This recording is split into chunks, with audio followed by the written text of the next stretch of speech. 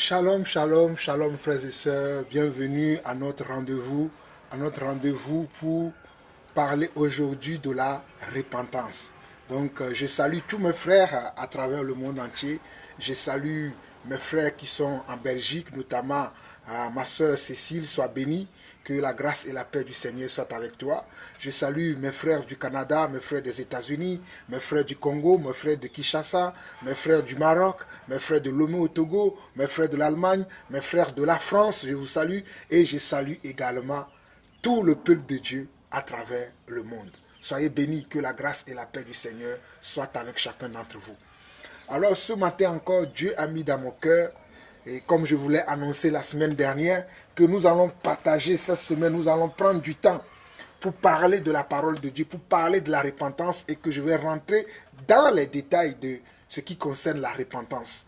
Parce qu'aujourd'hui, quand on parle de la repentance dans l'église, beaucoup d'enfants de Dieu ne comprennent pas de quoi veut-on parler.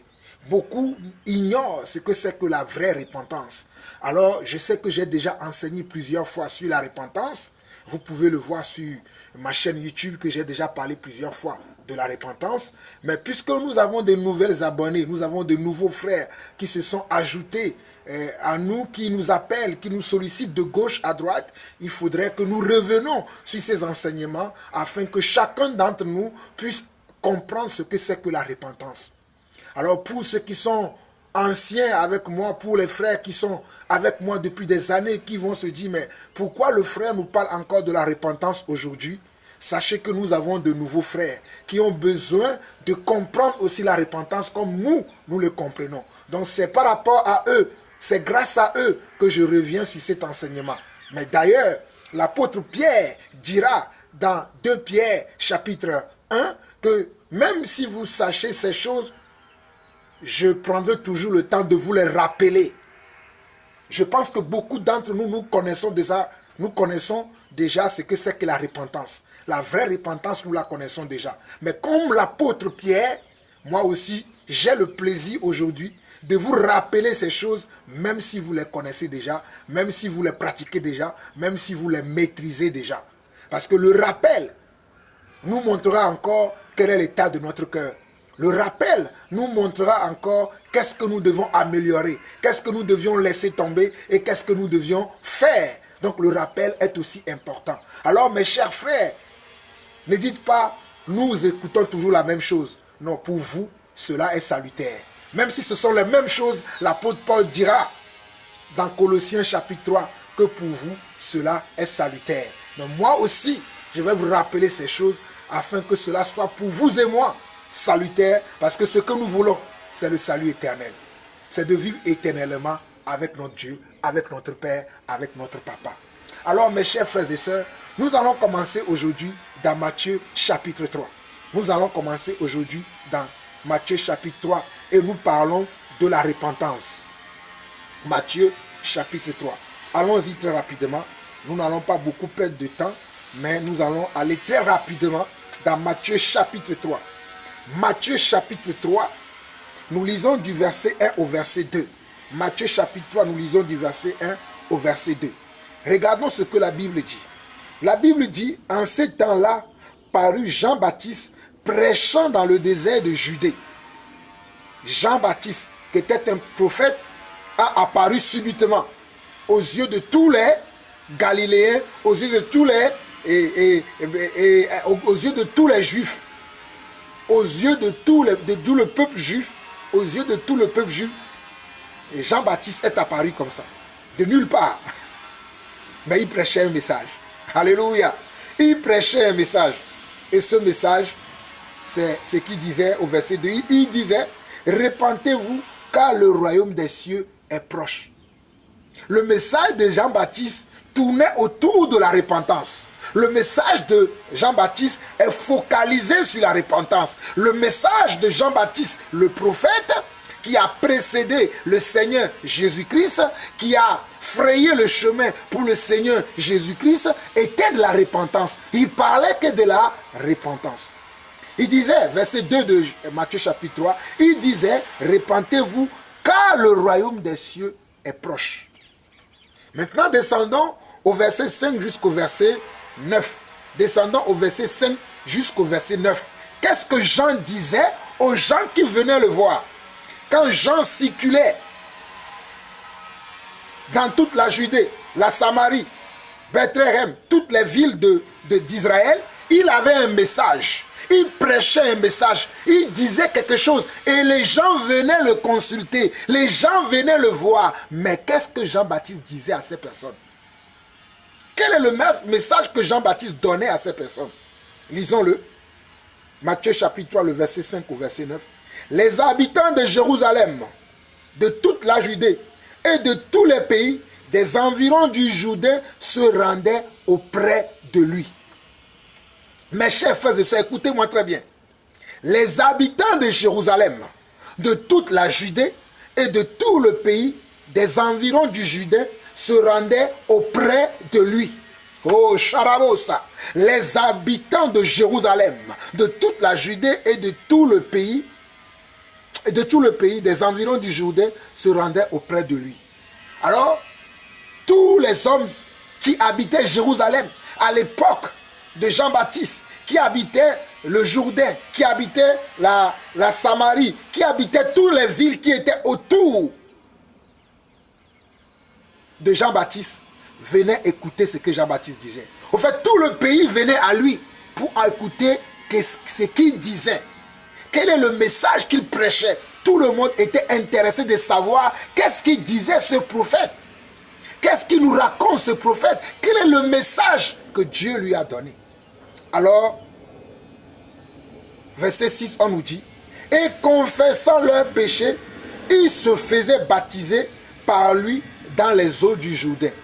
Regardez, hein, on nous dit, et confessant leurs péchés, ils se faisaient baptiser par lui dans les eaux du Jourdain.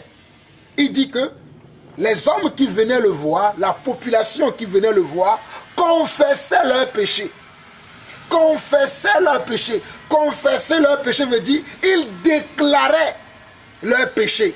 Ils proclamaient leurs péchés. Ils disaient ce qu'ils avaient fait de mal dans leur vie. Ce qu'ils avaient fait qui était contraire à la parole de Dieu, qui était contraire à la volonté de Dieu. Ils le disaient au prophète Jean-Baptiste.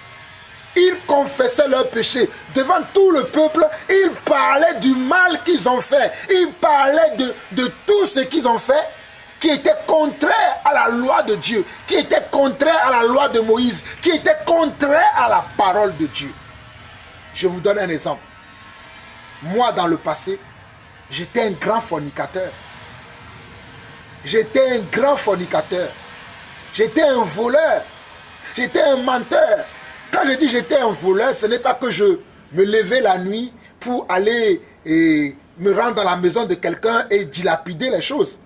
Mais vous savez, quand j'étais jeune, je volais de l'argent de mes parents pour aller en boîte. Vous savez, des fois, quand tu vas faire des courses, tu donnes de l'argent à celui qui a la caisse. Peut-être tu as acheté des trucs pour 7 euros. Tu as donné un billet de 10 euros. Au lieu qu'on te rend 3 euros, on t'a rendu 7 euros. Je gardais sans rendre la monnaie qu'on m'a donnée, mais qui était de trop. Sans rendre le surplus qui était dessus. C'est une forme de vol. Pour ne citer que cela. Donc le peuple qui venait voir Jean-Baptiste était en train de confesser aussi leurs péchés, les péchés qu'ils avaient pratiqués, les choses qu'ils avaient fait. Ils le confessaient devant Jean-Baptiste. Ils les déclaraient à l'homme de Dieu. Ils les déclaraient au prophète authentique de Dieu qui s'appelle Jean-Baptiste. Et puis, après leur confession, Jean-Baptiste les baptisait. Jean-Baptiste les baptisait. Mais regardez la suite. Au verset 7, regardez ce que la Bible dit. Mais voyant venir à son baptême beaucoup de pharisiens et de sadducéens, il leur dit, race de vipères, qui vous a appris à fuir la colère à venir. Regardez bien ce que Jean dit. Mais voyant venir à son baptême beaucoup de pharisiens et de sadducéens, il leur dit, race de vipères, qui vous a appris à fuir la colère à venir. Jean-Baptiste était en train d'accomplir sa mission.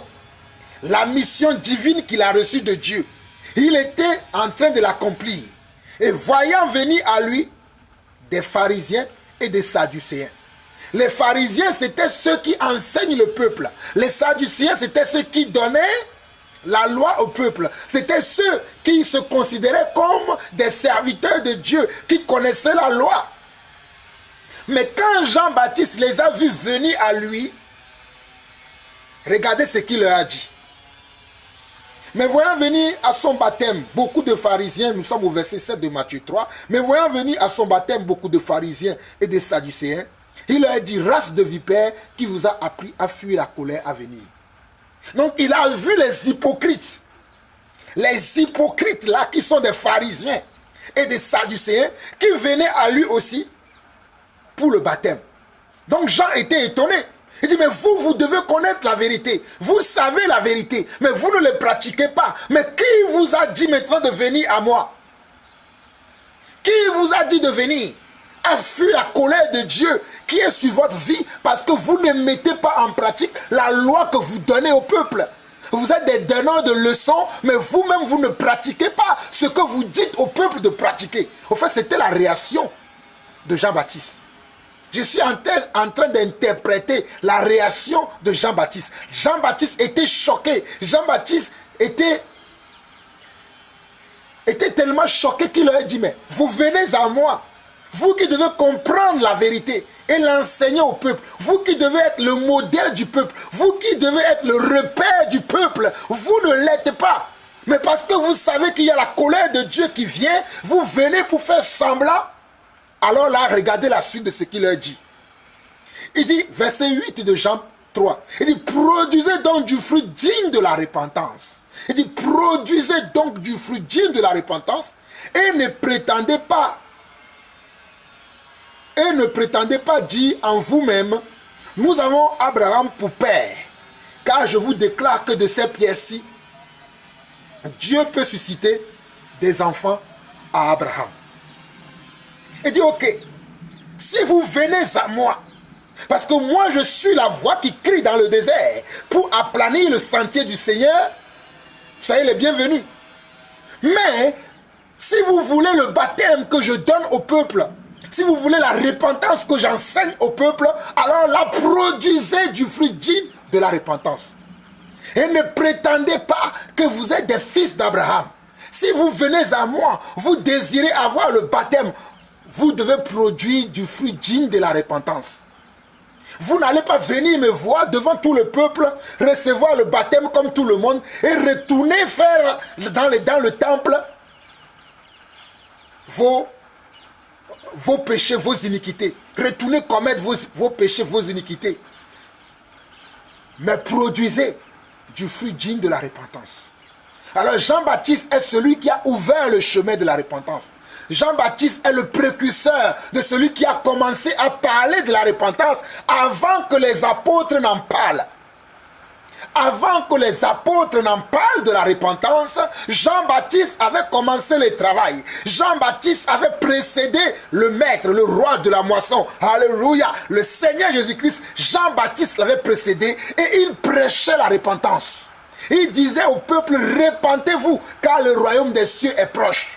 Alors là, quand les pharisiens sont venus, les pharisiens et les sadducéens, qui étaient ceux qui conduisaient le peuple, qui étaient ceux qui connaissaient Dieu, ceux qui étaient honorés du peuple, parce qu'ils étaient les représentants de Dieu sur terre, mais ils étaient des hypocrites, parce qu'ils vivaient autre chose et prêchaient autre chose. Ils vivaient autre chose et enseignaient autre chose au peuple.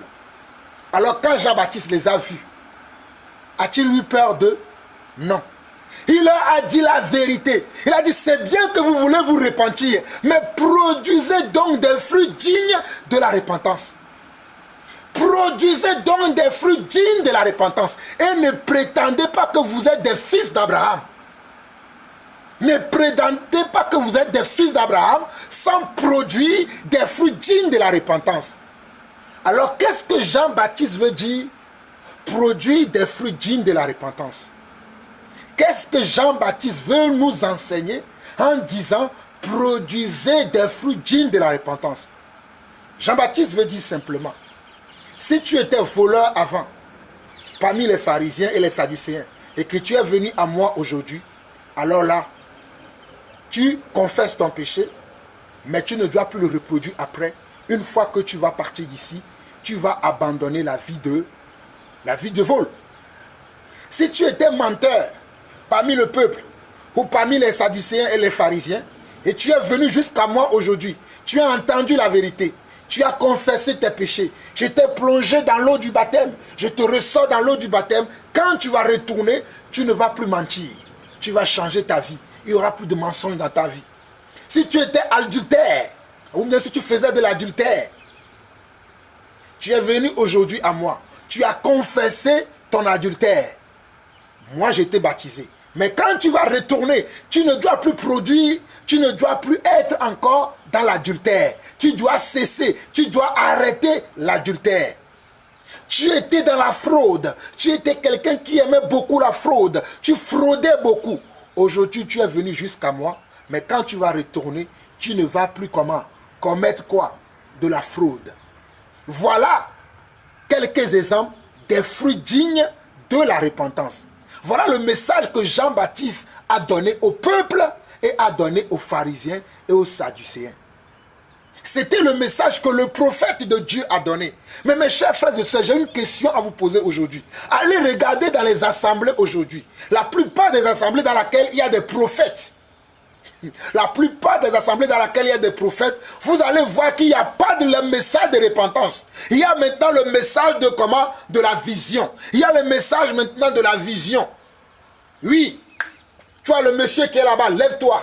Le Seigneur me dit que tu as beaucoup souffert. Maintenant, le Seigneur te donne la restauration. Lève-toi, lève-toi. Oui, toi qui es là-bas, amenez-le vers moi, amenez-le, amenez-le, amenez-le, amenez-le, amenez-le, amenez-le, amenez-le. Faites vite. Oui, madame, oui, dans ta famille, il y a la sorcellerie. Les sorciers ont voulu te manger. Mais aujourd'hui, je te libère au nom de Jésus et vous voyez la personne tomber. Oui, oui, toi qui es là-bas, oui, toi, le monsieur là, oui, toi. C'est ainsi que les prophètes de nos jours sont en train de faire n'importe quoi dans l'église aujourd'hui. La repentance a été mise à part. Vous n'allez jamais voir ces gens aller regarder leurs vidéos de ces soi-disant prophètes aujourd'hui. Ils ne parlent pas de la repentance au peuple. Ils ne parlent pas de l'amour de Dieu au peuple. Ils ne parlent pas de la parole de Dieu au peuple, mais ils sont là dans la séduction. Ce sont eux, des races de vipères. Ce sont eux des pharisiens et des sadducéens. Eux aujourd'hui sont ces pharisiens, sont ces sadducéens qui sont venus vers Jean-Baptiste et Jean-Baptiste ne les a pas ménagés. Moi non plus, je ne vous ménagerai pas. Vous qui trompez le peuple, vous qui abusez, vous qui dites n'importe quoi au peuple, vous qui transformez la parole de Dieu, au lieu d'enseigner le peuple, vous êtes là à faire du show dans l'église, à donner des prophéties de Baal, à donner des prophéties par l'esprit de Python à des soi-disant qui viennent à vos églises. Et d'ailleurs, le peuple, vous aussi, vous aimez ça. Vous aussi, non plus, vous ne cherchez pas Dieu. Vous voulez qu'on vous dise, ah, madame, tu vas te marier le mois prochain. Je vois un homme très beau, un homme qui a de la valeur, un homme, oh alléluia, un homme qui a de l'argent. Hey, dites amen. Et vous êtes content. Voilà les messages que vous voulez qu'on vous prêche. Voilà pourquoi ces prophètes-là, il y en a beaucoup aujourd'hui. Et au lieu de prêcher la repentance et les fruits dignes de la repentance, ils sont là à longueur de journée à vous raconter des bobards dans leurs assemblées. Nous allons voir un autre passage dans Actes chapitre 3 qui parle également de la repentance. Actes chapitre 3, allons-y rapidement. Actes chapitre 3. Actes chapitre 3. Lorsque les apôtres ont commencé l'œuvre de Dieu,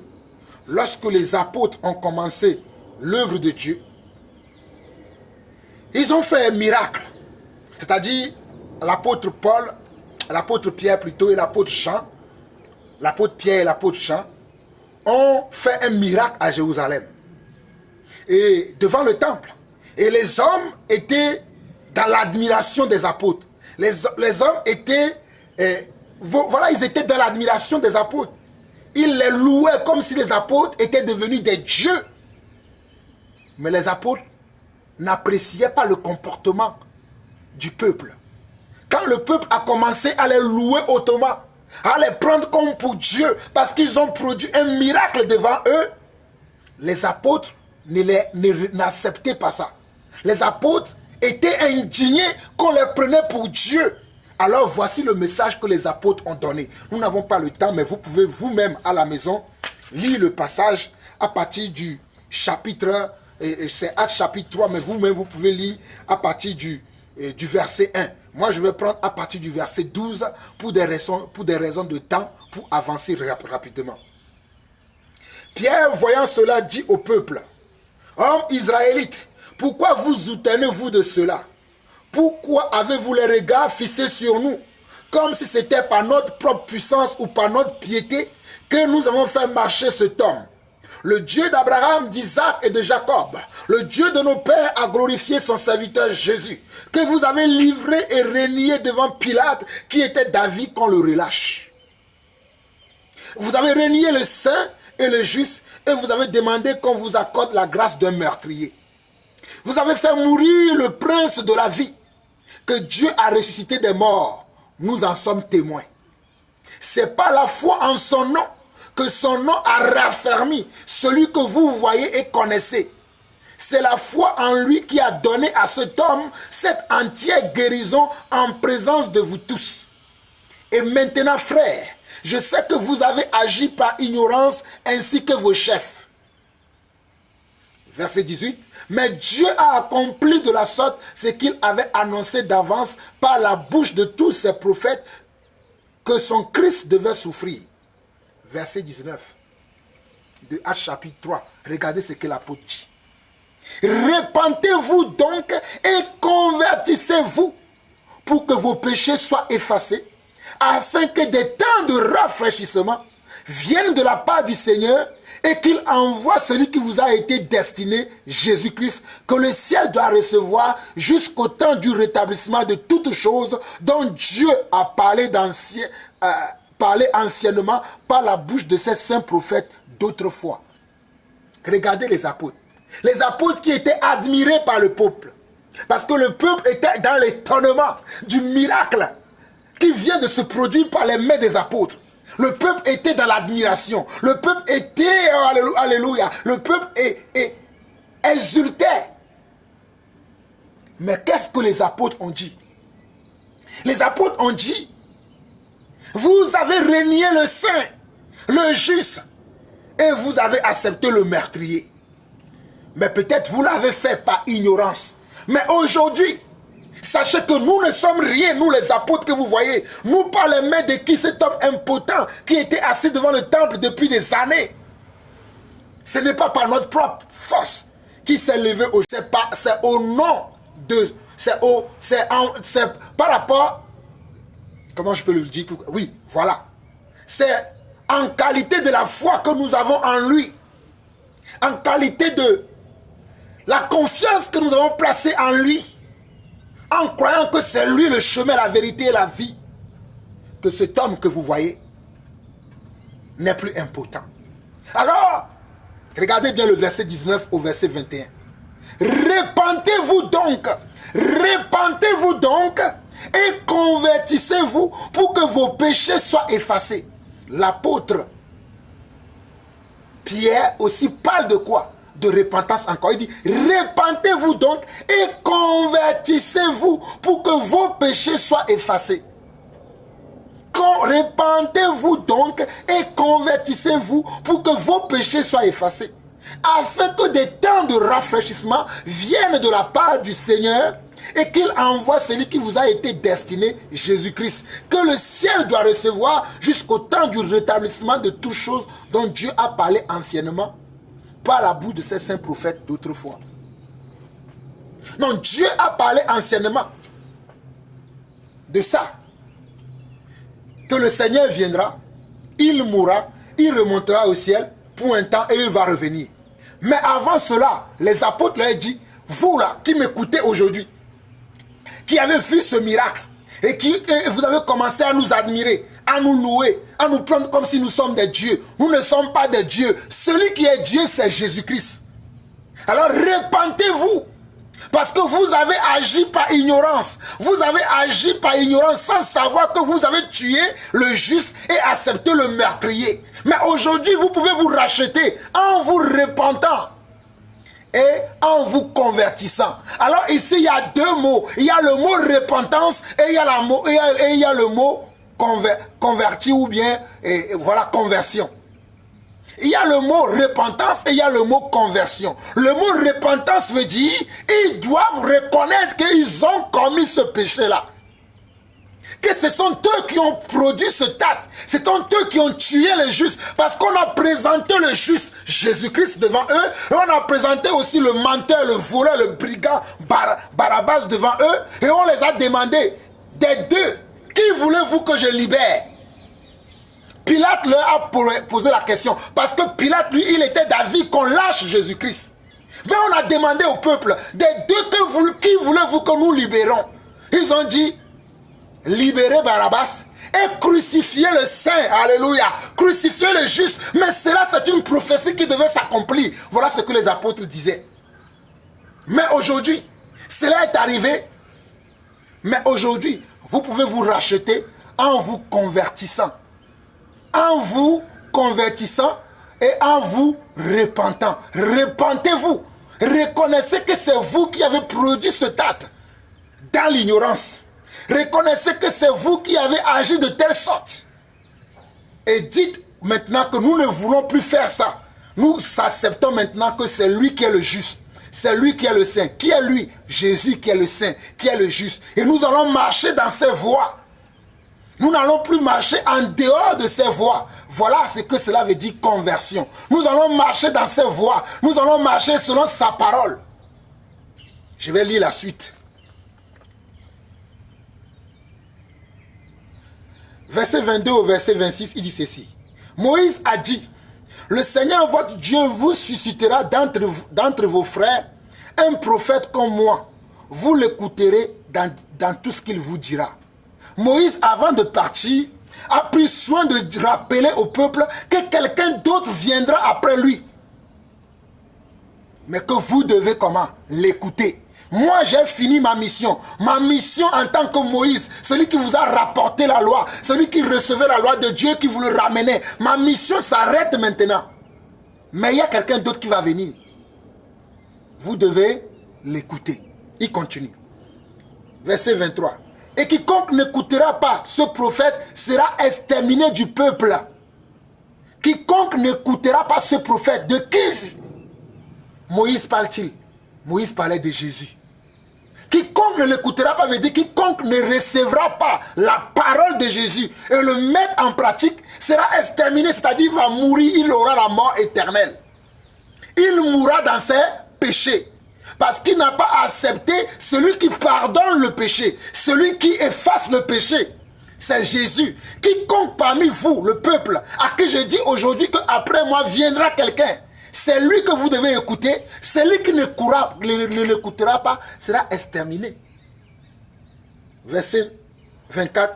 Tous les prophètes qui ont successivement parlé depuis Samuel ont aussi annoncé ces jours-là. Aha. Pierre enfonce encore le clou pour dire ce n'est pas que Moïse qui a parlé. Après Moïse, il y a eu des prophètes. Samuel, Zacharie, Jérémie, pour ne citer que ceux-là, ont aussi parlé de cet homme. Ont aussi parlé, ont aussi prophétisé concernant la venue de cet homme. Celui-là qui libère, celui-là qui sauve. Verset 25. Vous êtes les fils des prophètes et de l'alliance et de l'alliance que Dieu a traitée avec nos pères en disant à Abraham, toutes les familles de la terre seront bénies en ta postérité. Dieu avait fait une promesse à Abraham que en sa postérité, toutes les familles de la terre seront bénies. C'est-à-dire c'est de la postérité d'Abraham que viendra le sauveur, que viendra le salut. Et c'est ce qui s'est réellement passé. Verset 26. C'est à vous premièrement que Dieu, ayant suscité son serviteur, l'a envoyé pour vous bénir en détournant chacun de vous de ses iniquités. Regardez, verset 26 de Actes chapitre 3. C'est à vous premièrement que Dieu ayant suscité son serviteur, qui est le serviteur Jésus-Christ, que Dieu ayant suscité son serviteur, l'a envoyé pour vous bénir, en détournant chacun de vous de ses iniquités. Jésus avait un seul but, c'est détourner chacun de ses iniquités. C'est détourner les enfants juifs, le peuple juif de ses iniquités, et c'est détourner les païens de leurs péchés. Les païens, c'est nous. C'est nous qui sommes des païens. Nous ne sommes pas d'origine juive, mais par la foi, nous devenons juifs aujourd'hui. Nous qui sommes des Grecs, des païens, le peuple qui ne connaissait pas Dieu, qui adorait la nature au lieu d'adorer le créateur de la nature, Dieu nous a rassemblés, c'est-à-dire et le peuple juif et nous les païens, et il a fait un seul peuple maintenant afin que nous puissions l'adorer et le glorifier. Alors mes chers frères, aujourd'hui, Pierre leur disait ça, repentez-vous et convertissez-vous. Repentez-vous et convertissez-vous. Repentez-vous et convertissez-vous par celui qui vous éloigne de l'iniquité. Qui éloigne de l'iniquité? C'est Jésus. Parce que lorsque Jésus était sur terre, il parlait que de l'iniquité. Il parlait que du péché du peuple. Il leur montrait comment le peuple doit se détourner du péché et revenir à lui. Quand vous lisez l'évangile selon Matthieu, l'évangile selon Marc, l'évangile selon Luc, l'évangile selon Jean, vous voyez les messages que Jésus prêchait. C'était des messages de repentance. Il appelait le peuple à la repentance. Il appelait le peuple à croire en lui. Il appelait le peuple à recevoir sa parole. Car c'est de lui que Moïse a parlé. C'est de lui que Moïse a dit au peuple qu'après moi viendra quelqu'un. Vous l'écouterez. Et celui qui ne l'écoutera pas sera exterminé. Mais les gens n'ont pas voulu l'écouter. Comme aujourd'hui, beaucoup d'entre vous, vous ne voulez pas nous écouter. Parce que tel est le maître, tel nous sommes aussi. Nous prêchons et nous parlons comme notre maître. Et vous ne nous aimez pas. Mais nous allons continuer à vous parler selon le maître qui nous a appelés dans la moisson. Nous parlons comme notre maître. Vous ne voulez pas accepter. Vous voulez suivre les menteurs. Ceux qui vous racontent des bobards, ceux qui vous racontent des âneries là, c'est eux que vous voulez suivre. Allez les suivre. Mais si vous ne vous repentez pas et vous ne vous convertissez pas, vous ne verrez pas le Seigneur. Vous serez exterminés. Actes chapitre 26. Actes chapitre 26. L'apôtre Paul aussi dit la même chose. Allons rapidement dans Actes chapitre 26. Actes chapitre 26. Nous allons lire du verset 17 au verset 20. Actes chapitre 26, du verset 17 au verset 20. Regardez ce que l'apôtre Paul dit. L'apôtre Paul dit ceci. J'étais choisi au milieu de ce peuple et du milieu des païens vers qui je t'envoie, afin que tu leur ouvres les yeux pour qu'ils passent des ténèbres à la lumière et de la puissance de Satan à Dieu, pour qu'ils reçoivent par la foi en moi le pardon des péchés et l'héritage avec les sanctifiés. L'apôtre Paul, lorsqu'il avait rencontré le Seigneur Jésus sur le chemin de Damas, voilà le message que Dieu lui a donné.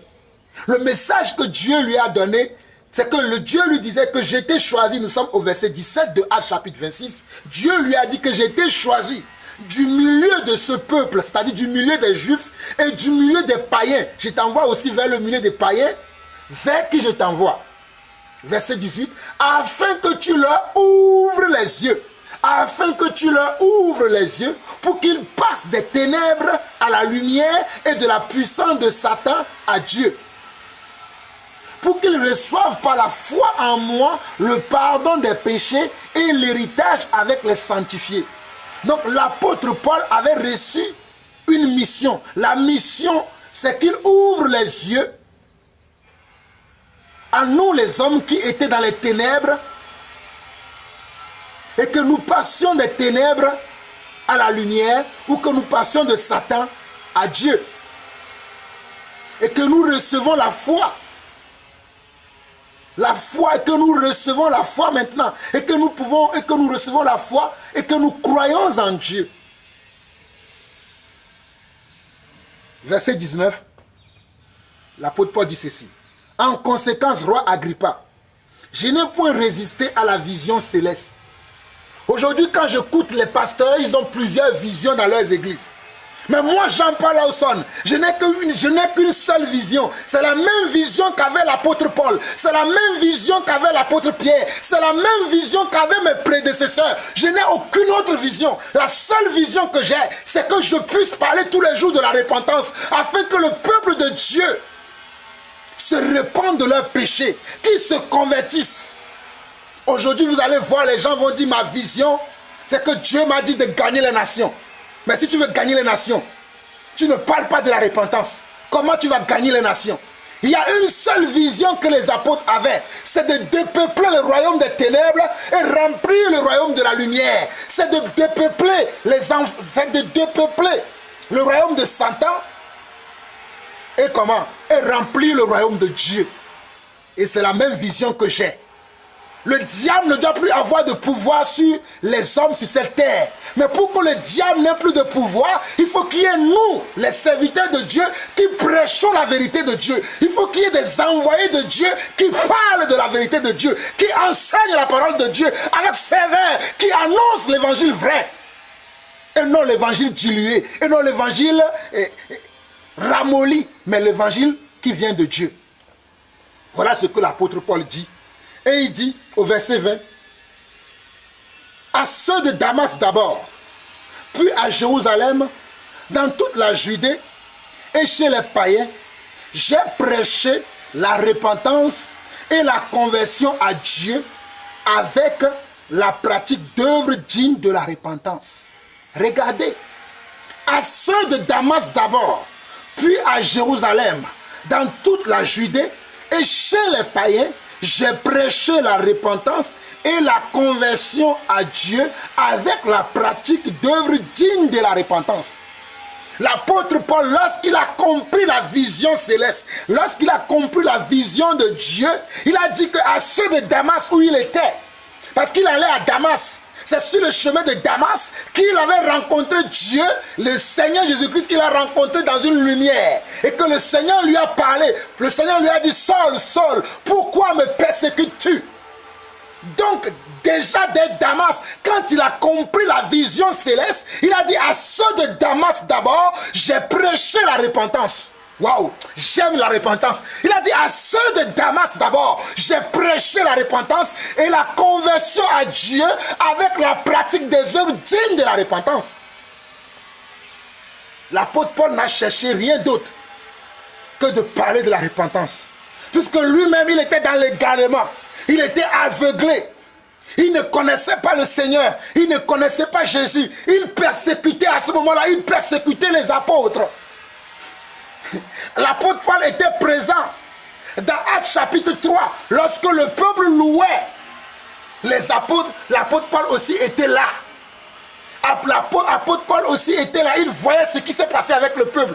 Quand Pierre a dit ce jour-là, repentez-vous et convertissez-vous, l'apôtre Paul était là. Mais il n'avait pas encore compris. Il n'avait pas encore compris. Et quand vous regardez dans Actes chapitre 8, il est parti voir les grands souverains, les souverains sacrificateurs. Il a reçu d'eux une lettre qui lui donnait autorité à persécuter l'église, qui lui donnait autorité à poursuivre les vrais enfants de Dieu véritables. Et c'est dans cette conquête qu'il allait à Damas. C'est dans cette conquête qu'il allait à Damas. Et sur le chemin de Damas, oh, Shandai, Irabosa, Rokori Bahande, Maikanda Ramasanda, Rekei Rabache. Je prêche et je dis à quelqu'un aujourd'hui, tu vas rencontrer le Seigneur Jésus. Tu vas rencontrer le roi de rois. Le chemin de Damas, c'est aussi pour toi aujourd'hui. Le chemin de Damas, c'est aussi pour toi qui m'écoute, qui m'entend aujourd'hui. Et sur ce chemin de Damas, il va rencontrer le roi des Juifs. Il va rencontrer le roi des rois, le roi des Juifs, Jésus-Christ, qui va lui apparaître dans une lumière et qui va l'appeler de son nom. Saul, Saul, Saul, pourquoi me persécutes-tu? Et alors, l'apôtre Paul va comprendre qu'il était en train de combattre contre le royaume de Christ, qu'il était en train de combattre contre Dieu. Alors, lui-même, il va d'abord se repentir, Lisez Actes chapitre 9. Lisez Actes chapitre 9, nous n'avons pas le temps. Il va d'abord se repentir de ses péchés, recevoir le baptême dans la vie de Damas. Il s'est repenti, il a reçu le baptême et il a commencé en même temps la vision que Dieu lui a donnée. Voilà pourquoi il dit ici dans Actes chapitre 26, le verset 20, il dit à ceux de Damas d'abord, puis à Jérusalem, dans toute la Judée et chez les païens, j'ai prêché la repentance et la conversion à Dieu avec la pratique d'œuvres dignes de la repentance. Donc lorsque l'apôtre Paul a compris la vision céleste, la même vision que moi aussi je comprends aujourd'hui. Voilà pourquoi lorsque je ne parle que de la repentance. Dans mes enseignements, je ne cherche qu'à détourner les gens du péché, à détourner les gens de l'iniquité, à détourner les gens du mal. Mais à ce que nous aimons la parole de Dieu, ou bien à ce que nous aimons la volonté de Dieu, à ce que nous aimons pratiquer les commandements, les préceptes, les ordonnances du Père. Voilà la vision qu'avaient les apôtres. Toi qui te dis pasteur aujourd'hui, qui se dit serviteur de Dieu aussi, quelle est ta vision? Quelle vision tu prêches dans ton église aujourd'hui? Tu te fais appeler prophète, tu te fais appeler apôtre, tu te fais appeler ministre de Dieu. Mais qu'enseignes-tu dans ton assemblée? Que prêches-tu dans ton assemblée? Rabosa. Nous prêchons Jésus-Christ crucifié afin que nous abandonnons les œuvres de la chair. Je vais finir en vous montrant quelque chose dans Tite chapitre 2, très rapidement. Nous allons finir dans Tite chapitre 2. Cet enseignement sur la repentance sera long, je vous ai prévenu, que nous allons aller en détail. Là, ce n'est que le commencement. Allons dans Tite chapitre 2. Tite chapitre 2. Tite chapitre 2, verset 11 au verset 15. Tite chapitre 2, verset 11 au verset 15. Et c'est qui a écrit le livre de Tite? C'est encore l'apôtre Paul qui l'a écrit. Et regardez ce que l'apôtre Paul dit. Il dit, car, nous sommes dans Tite 2, verset 11 au verset 15. Il dit, car la grâce de Dieu, source de salut pour tous les hommes, a été manifestée. Car la grâce de Dieu, source de salut pour tous les hommes, a été manifestée. La grâce de Dieu, c'est qui? C'est Jésus-Christ. La grâce de Dieu, c'est qui? C'est Jésus-Christ. Car la Bible déclare dans Jean 1, le verset 17, que Moïse nous a donné la loi, mais la grâce et la vérité sont venues par Jésus-Christ. Jean 1, verset 17. Moïse nous a donné la loi, mais la grâce et la vérité sont venues par Jésus-Christ. Voilà pourquoi ici l'apôtre Paul dit, ici dans Tite 2, verset 1 au verset 15, car la grâce de Dieu, source de salut pour tous les hommes, a été manifestée. Elle vous enseigne à renoncer à l'impiété et aux convoitises mondaines et à vivre dans le siècle présent selon la sagesse, la justice et la piété. Voilà ce que la grâce de Dieu signifie. Aujourd'hui, les gens pensent que la grâce de Dieu veut dire je dois pécher. Je dois vivre dans le péché, je dois vivre dans l'iniquité, je dois vivre dans le désordre parce que nous sommes sous la grâce. Mais vous ne comprenez pas la grâce. La grâce t'interdit de pécher. La grâce t'interdit de vivre dans le désordre. La grâce t'interdit de pratiquer le péché. Plutôt la grâce t'enseigne à renoncer aux œuvres mortes de la chair et à vivre selon l'Esprit de Dieu. Voilà ce que signifie la grâce de Dieu. Vous allez me dire que c'est moi qui ai inventé. Je vous relis le passage de Tite 2, verset 11 au verset 15 qui dit « Car la grâce de Dieu, source de salut pour tous les hommes, a été manifestée. Elle nous enseigne à renoncer à l'impiété et aux convoitises mondaines et à vivre dans le siècle présent selon la sagesse, la justice et la piété. » Regardez bien le verset 12. Elle nous enseigne. Qu'est-ce qui nous enseigne? La grâce nous enseigne à renoncer à l'impiété et aux convoitises mondaines et à vivre dans le siècle présent selon la sagesse, la justice et la piété. En entendant la bienheureuse espérance et la manifestation de la gloire de notre grand Dieu et Sauveur Jésus-Christ, il s'est donné lui-même pour nous afin de nous racheter de toute iniquité et de se faire un peuple qui lui appartienne, purifié par lui et zélé pour les bonnes œuvres. Purifié par lui et zélé pour les bonnes œuvres. Nous avons été purifiés par lui. Par sa mort et sa résurrection, nous avons été purifiés. Et nous devons être zélés aujourd'hui pour lui, pour des bonnes œuvres, mais pas pour des mauvaises œuvres, pas pour des mauvaises œuvres, mais pour des bonnes œuvres. Quelles sont tes œuvres dans le Seigneur? Quelles sont les œuvres que tu pratiques? Est-ce que tes œuvres sont-elles bonnes? Est-ce que ces œuvres sont-elles bonnes? Est-ce que tes œuvres glorifient-elles Dieu? Tes œuvres glorifient-elles Dieu? Si tes œuvres ne glorifient pas Dieu, tu n'as pas compris la grâce de Dieu. Parce que la grâce de Dieu veut dire que tu dois abandonner les œuvres mortes de la chair, les œuvres qui ne glorifient pas Dieu, pour produire maintenant les œuvres qui glorifient Dieu. Voilà la signification de la grâce. La grâce veut dire, j'abandonne les œuvres mortes, les œuvres qui ne glorifient pas Dieu, et je produis maintenant les œuvres qui glorifient Dieu.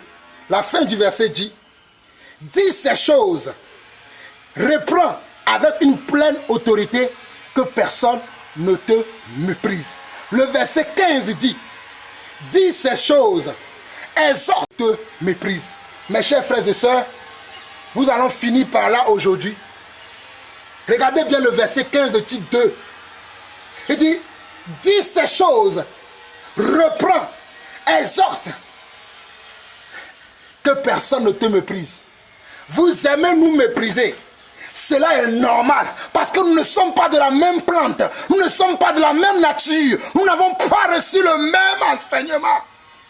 Nous n'avons pas reçu le même enseignement. Nous n'avons pas reçu le même esprit. Si nous avons reçu le même esprit, nous allons nous comprendre. Car ceux qui sont de la même arbre, ceux qui sont du même esprit, se comprennent. Mais si vous ne nous comprenez pas et que vous désirez que nous mourions, nous ne mourrions pas, mais nous vivrons et nous raconterons les œuvres de l'Éternel. Les œuvres de l'Éternel. Ce sont les œuvres bonnes. Ce sont les œuvres justes. Ce sont les œuvres qui glorifient le Seigneur. Tout ce qui ne glorifie pas le Seigneur ne fait pas partie des œuvres bonnes. Ne font pas partie des œuvres dignes de la foi. Toi qui m'écoutes, tu dois produire les œuvres dignes de la foi. Les œuvres dignes de la repentance. Les œuvres dignes de ton salut. Mais quelles sont les œuvres que tu produis? Quel est le fruit de ta chrétienté, les fruits de ta foi, les fruits de ta repentance, les fruits de ta conversion? Où sont ces fruits? On te voit encore dans le péché, on te voit encore dans le mensonge, on te voit encore dans l'adultère, on te voit encore dans les rivalités, on te voit encore dans la vie, on te voit encore dans la jalousie, on te voit encore dans les médisances, on te voit encore dans la moquerie, on te voit encore dans la fraude, on te voit encore dans toutes ces choses qui ne glorifient pas Dieu. Tout ce qui élève la chair, on te voit encore là-dedans. Tout ce qui élève la chair, qui font plaisir à la chair, tu es encore là-dedans et tu te dis, enfant de Dieu, misérable que tu es mon frère, misérable que tu es ma soeur, produis des fruits dignes de la repentance. Produis les fruits dignes de la repentance. Éternel mon Dieu, je veux te bénir, je veux te louer, je veux te rendre grâce pour ce moment que tu as permis, afin que je puisse exhorter, afin que je puisse parler encore à ton peuple. Éternel mon Dieu, moi-même qui suis devant ce peuple aujourd'hui, j'ai entendu ta voix. Je n'ai pas résisté contre ta voix. J'ai changé de chemin. J'ai accepté depuis quelques années de vivre avec toi en vivant dans la vérité. J'ai abandonné la religion. J'ai abandonné les œuvres mortes de la chair. Et toi-même, tu sais combien je lutte encore aujourd'hui pour demeurer tous les jours dans ta parole, pour demeurer tous les jours dans la vérité. Éternel, je sais que c'est dur, mais tu m'as toujours soutenu. Éternel, voici, j'ai prêché encore ce matin. J'ai exhorté encore ce matin. Je te présente tous mes frères à travers le monde entier, tous mes soeurs à travers le monde entier. Ceux qui sont avec nous même ceux qui sont contre nous, je te les présente ce matin. Éternel mon Dieu, s'il est encore possible que tu puisses sauver quelqu'un parmi eux, que tu puisses montrer à quelqu'un parmi eux la vérité, comme tu as montré la vérité à Paul, et que Paul a complètement changé. Comme tu as montré la vérité à Pierre, et que Pierre a complètement changé. Tu as même prié pour Pierre, et tu as dit à Pierre, le diable t'a réclamé pour te cribler comme le froment. Mais moi j'ai prié pour toi. Quand tu reviendras, affermis tes frères. Et Pierre a affermi vraiment ses frères. Éternel mon Dieu, moi aussi je prie, papa, pour quelqu'un quelque part. Affermis un frère. Affermis une sœur. Par la pratique des œuvres dignes de repentance. Celui qui était incapable de produire des œuvres dignes de repentance, je prie aujourd'hui qu'il ou qu'elle produise maintenant des fruits dignes de repentance. Qu'il soit une nouvelle personne. Qu'il ait maintenant un nouveau comportement, un nouveau caractère. Un caractère qui t'élève. Un caractère qui te glorifie. Un caractère qui correspond à l'identité que tu nous donnes en tant qu'enfant de Dieu. Éternel mon Dieu, nous t'en supplions. Nous t'en demandons pardon. Nous te demandons pardon. Car nous sommes éloignés de toi. Surtout nous les serviteurs de Dieu. Beaucoup d'entre nous, nous sommes éloignés de toi. Mais aujourd'hui, je t'en supplie. Fais grâce à quelqu'un parmi nous. Relève quelqu'un de là où il est tombé. Relève quelqu'un de là où il est tombé et ramène-le dans le droit chemin, papa. Tu peux le faire. Voilà pourquoi, éternel mon Dieu, j'ai confiance en toi. Père, merci. Merci pour les cœurs qui seront restaurés. Merci pour les vies qui seront restaurées. À toi la gloire, l'honneur, la puissance pour des siècles. Au nom de Jésus-Christ, nous avons ainsi prié. Amen. Vous avez écouté la voix de votre frère, le serviteur Jean-Paul Lawson. Soyez bénis, que la grâce et la paix du Seigneur soient avec chacun d'entre vous. Shalom, shalom et shalom.